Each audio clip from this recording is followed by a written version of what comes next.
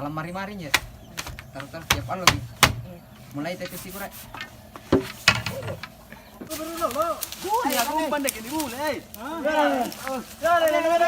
Kalau orang Kajang ditanya berapa warna Anda tahu? Palingan orang Kajang sebut 2 warna, warna bolon dengan putih.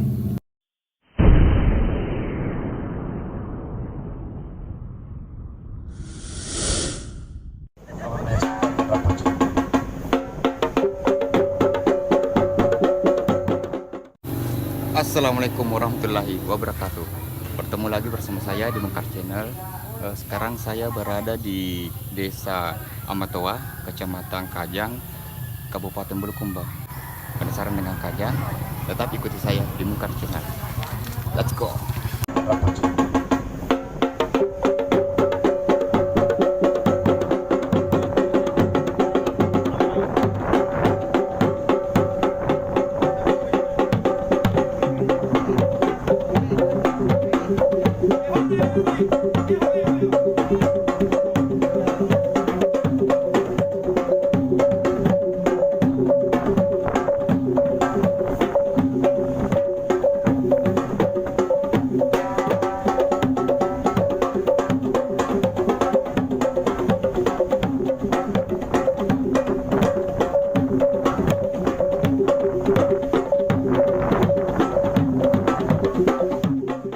Oke, sebelum kita masuk ke Kajang dalam, kita harus tanda tangan dulu isi buku tamu ya. Oke.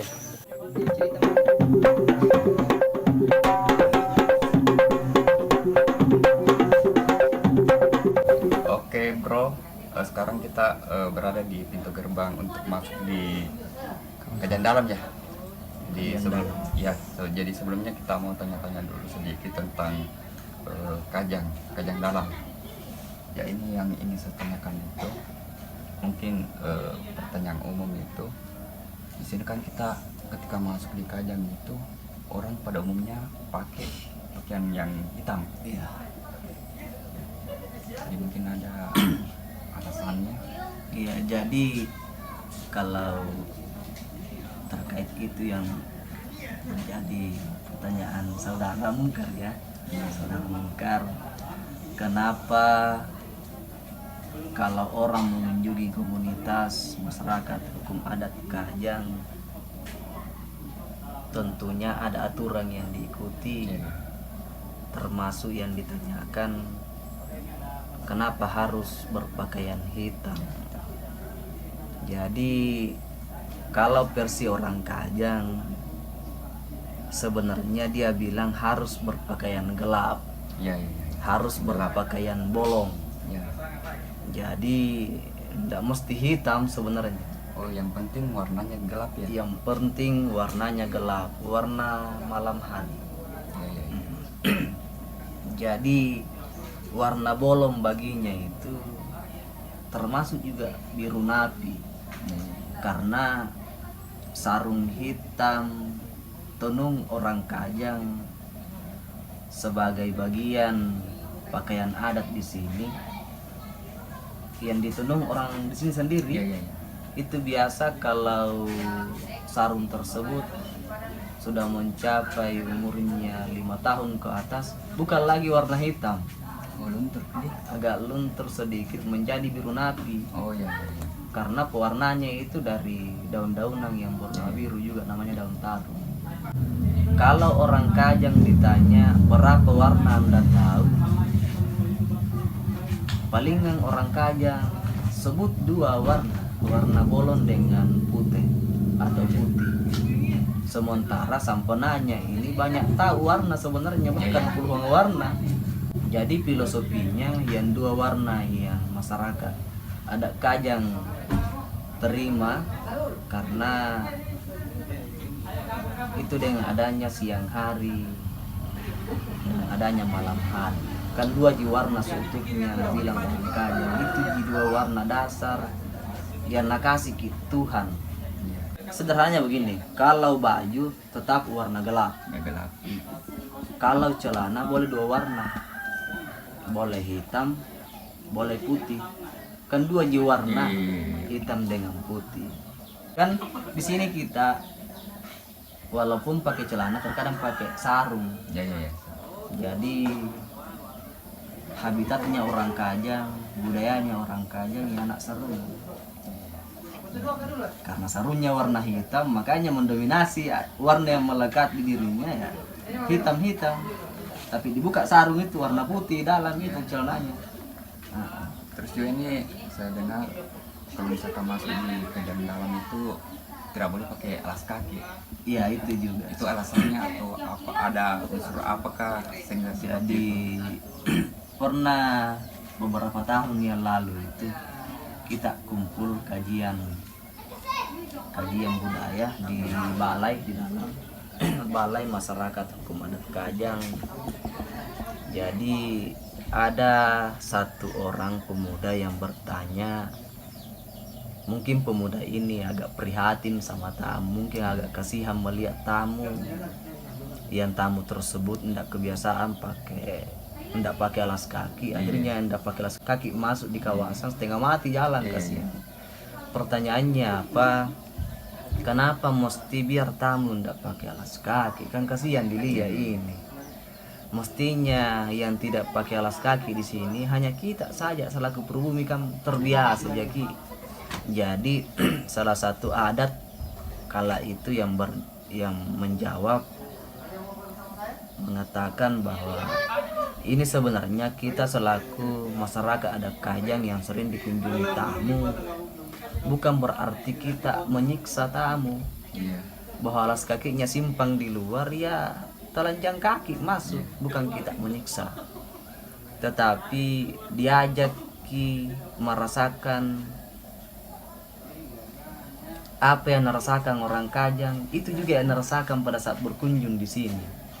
Kalau hakikat dasarnya adalah mengapa orang Kajang tidak pakai alas kaki, karena dia yakini bahwa tanah ini sebenarnya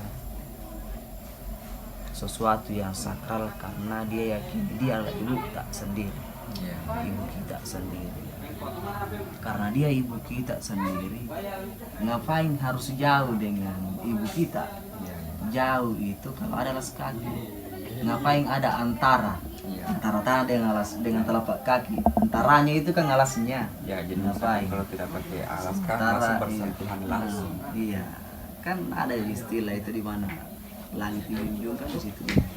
Jika kita tahu bahwa kita dari situ juga dan akan kembali ke situ, pasti dia marah.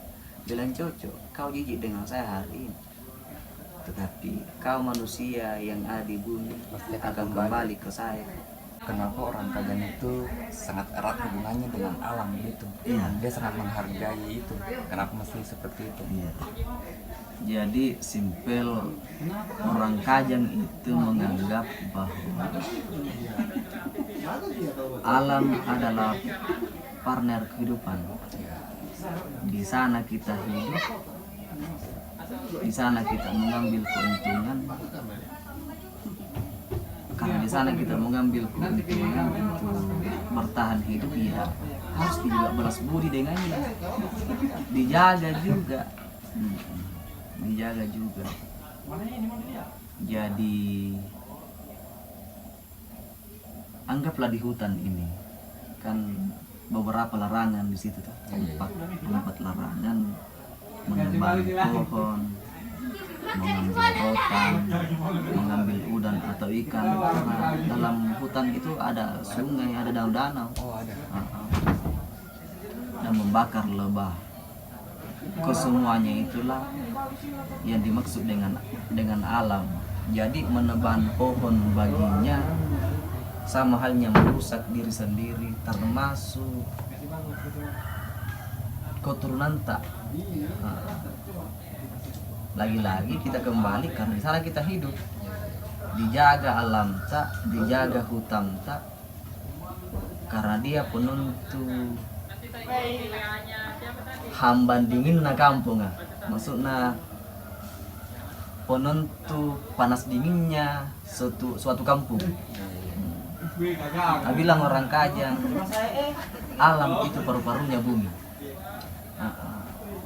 Daunnya yang memancing turunnya hujan, yang mendingin mendinginkan suasana kampung, dan akar-akarnya itu yang menampung mata air. Pohon tapi banyak bisa diambil. Boleh diambil. Terus juga kalau persoalan ikan udang itu kan kalau kita kan tidak merusak. Kalau misalkan kita cuma mengambil udangnya atau ikannya itu kan tidak merusak. Iya. Tapi kenapa mesti tidak boleh? Jadi udang, ikan dalam hutan itu termasuk dilarang untuk mengambil kalau untuk keuntungan pribadi. Itu diperuntukkan untuk kepentingan acara ritual adat di sini. Kan di sini banyak acara adat. Pasti mau makan orang sebentar. Oh, jadi nanti itu misalkan dimanfaatkan ketika ada Acara dia baru baru dimakan bersama. Oh iya. Kalau dibiarkan keluar masuk orang bebas mengambil udang, ikan, dia makan di rumahnya masing-masing. Jangan sampai tiba masanya ritual adat kajang, Ya. mau makan lauknya apa, Iya, iya. begitu. Ada namanya jabatan galak maleleng. Tiba masanya ada acara, atau ada yang lain bertanya, bagaimana Pak Galak Maleleng soal ikan ini, mau dimakan sebentar, aman itu. Jadi dia sepenuhnya yang Iya, urus dia. jadi dia mengkoordinatori siapa yang pergi menangkap di hutan, Iya. begitu. Dan dana itu 12 juta. 12 juta. Mau 1 ekor saja, Iya, iya. karena 12 juta. Yang tebang pohon tadi itu 12 juta juga. Mengambil rotan juga mau sebatang saja 12 juta juga. 12 juta. Ratus Membakar 12 juta. atau membunuh lebah yang soal penyerbu itu, Ya. yang penghasil dupa, Iya, iya, iya. mau 1 ekor 12 juta juga. Karena kawang semua itu katanya, mau pohonnya, mau rotannya, ikannya, ya kawang karena dia sumber kehidupan tak. Oke, itulah tadi sedikit wawancara kepada Ail tentang kajang ini. Oke, tetap ikuti channel saya di Mekar Channel dan kita akan telusuri selanjutnya. Oke. Kita. Iya. Oke.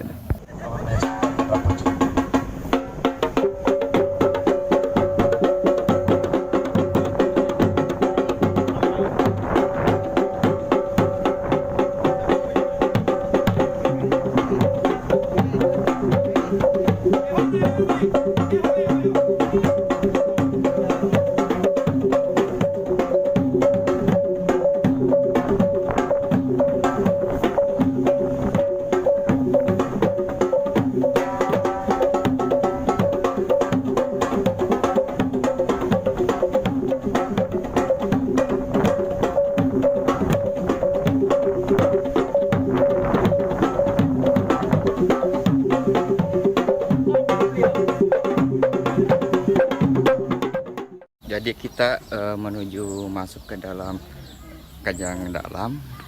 Kita tidak boleh pakai alas kaki. Jadi harus buka ya. Terus juga ketika kita masuk ada batasannya di mana kita harus menyimpang kamera dan lain sebagainya. Ada batasan sampai di sini. Tidak bisa lagi pakai kamera dan lain-lainnya. Oke.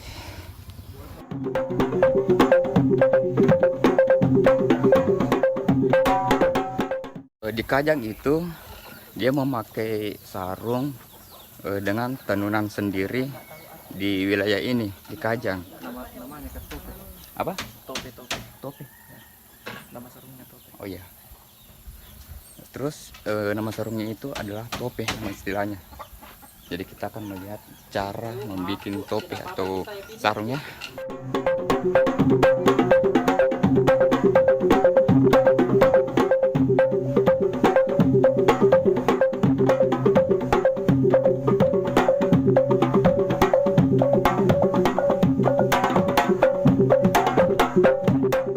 Proses pembuatan ini rumpulan loh deh.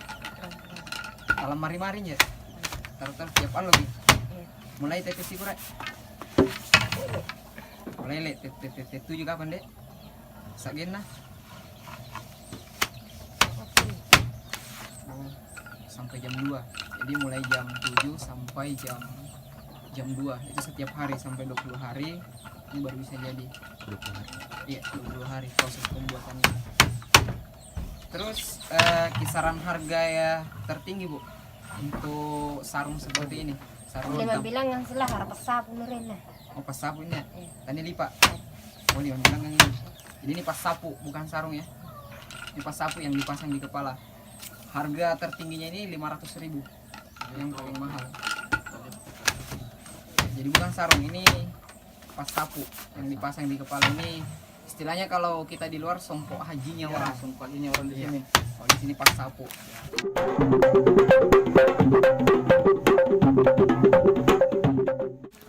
Jadi orang Kajang di sini saling gotong royong itu masih sangat kuat. Jadi ketika dia mau melakukan sesuatu itu pasti saling membantu atau gotong royong. Peralatan yang digunakan itu masih tradisional. Ini terbukti dari pohon kayu ya. Ini kayaknya sepertinya dicabut karena kelihatan akar-akarnya itu.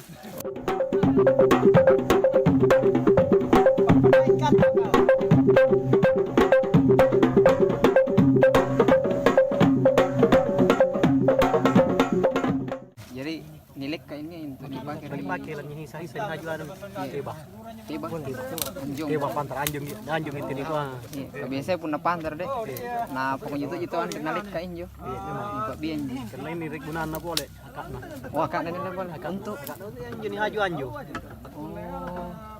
Jadi ini angkat tuh ini boleh sampai ini. Yang kain ini anu ni hisa-hisa yang dapat yang kain. Iya.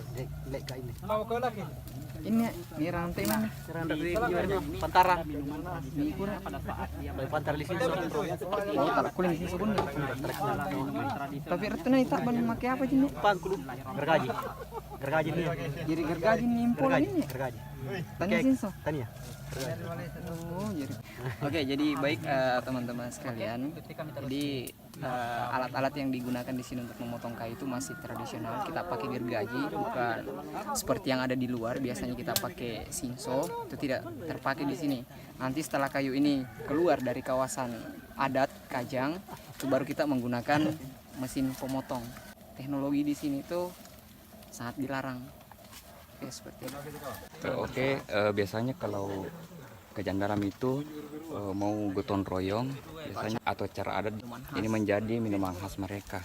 Karena kalau misalkan dia tidak minum seperti ini bukan orang Kajang. Saya akan mencobanya. Bismillahirrahmanirrahim.